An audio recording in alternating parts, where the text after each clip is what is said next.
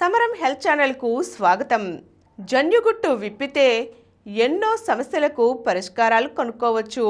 దాని కొరకై gene study చేస్తూ శాస్త్రవేత్తలు జన్యువులపై అనేక పరిశోధనలు చేస్తూ కొత్త వైద్య చికిత్సలను ఆవిష్కరిస్తున్నారు.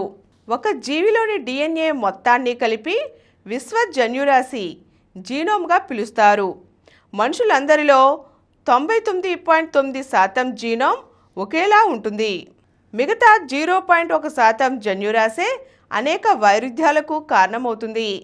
ఆరోగ్యం, వ్యాధులు, ఔషధాల పనితీరుపై ఈ 0.1% వేరియంట్లు అధిక ప్రభావం చూపుతాయి. వారి జన్యు ప్రొఫైల్ ఆధారంగా మెరుగైన చికిత్స అందించవచ్చు.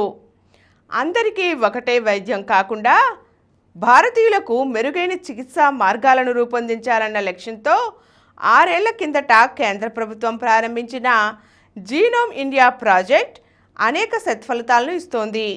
భారత్లో జన్యు వైవిధ్యం ఎక్కువ, కానీ ఇన్నేళ్లు పరిశోధనల్లో మన వారి జన్యువులకు సముచిత ప్రాధాన్యం దక్కలేదు. ఇప్పటిదాకా జీనోమ్ అధ్యయనాల్లో పాల్గొన్న వారిలో దాదాపు 86.3% ఐరోపా సంతతి వారే. అంటే వారి జన్యువుల ఆధారంగానే ఔషధాలను, చికిత్సా ప్రణాళికలను ఫార్మా సంస్థలు ఎక్కువగా రూపొందిస్తున్నాయి.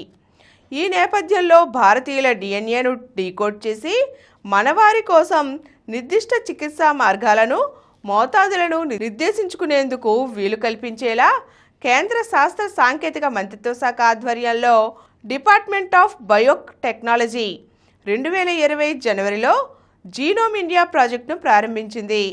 హైదరాబాద్లోని CCMB సహా పలు ప్రఖ్యాత సంస్థలు ఈ ప్రాజెక్టులో భాగంగా పనిచేస్తున్నాయి.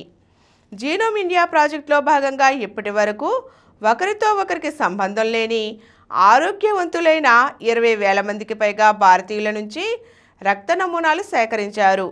ఇందులో 87 రకాల జనసమూహాలను అంటే గిరిజనులు, గిరిజనేతరులు, గ్రామీణులు, పట్టణ ప్రజలు ఇలా రకరకాల కోవకు చెందిన వ్యక్తులను ఎంచుకున్నారు. ఈ నమూనాలను బెంగళూరు CBRలోని బయో బ్యాంకులో భద్రపరిచారు. వీటిలో 9,768 నమూనాల జీనోటైపింగ్ పూర్తయింది. గతంలో తెలియని 4.4 కోట్లకు పైగా జన్యు వేరియంట్లను ఈ ప్రాజెక్ట్ ద్వారా గుర్తించారు. భారతీయుల్లో ఔషధాలు, జీవక్రియకు సంబంధించి జన్యుపరమైన పలు వేరియంట్లను ఈ ప్రాజెక్టులో గుర్తించారు. అంతర్జాతీయ ప్రామాణిక మోతాదులకు భిన్నంగా మన కోసం వేరే డోసేజులను నిర్దేశించేందుకు ఇది ఎంతగానో దోహదపడుతోంది. ఈరోజు మనం జీనోమ్ ప్రాజెక్ట్ ఇండియాకు చెందిన జన్యువులను గుర్తించి వారికి తగ్గ ఔషధాలను తయారు చేయడానికి ఏ విధంగా కృషి చేస్తుందో తెలుసుకున్నాం కదండి. మరో చక్కని అంశంతో మళ్ళీ కలుద్దాం. ఈ కార్యక్రమం మీకు ఎంతో నచ్చింది కదా.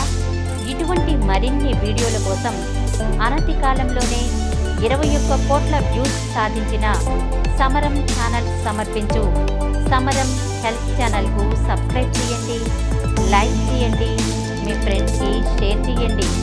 అలాగే ప్రక్కనున్న గంట సింబల్ని ప్రెస్ చేయడం మర్చిపోకండి.